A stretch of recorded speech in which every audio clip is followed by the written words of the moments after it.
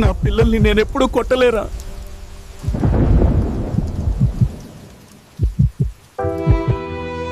నేనెప్పుడూ నా పిల్లల్ని భయపెట్టలేరా? కానీ ఆడవిళ్ళ అహంకారం వాళ్ళ చిన్న గుండెల్లోనే భయాన్ని నింపేసిందిరా. నా మాట ఎవ్వరు వినలే. ఎందుకంటే నిజం కన్నా ఆడవిళ్ళ అహంకారానికే ఎక్కువ విలువిచ్చిర్రా. పిల్లల కన్నీళ్లు కూడా కనిపించకపోతేరా అది ప్రేమ ఎలా అవుతుంది? అది అహంకారం రా, కేవలం అహంకారమే. నా పిల్లల మీద పడిన ఆ చేయిరా వాళ్ళ ఒంటి మీదే కాదు, నేరుగా నా గుండె మీద పడిందిరా.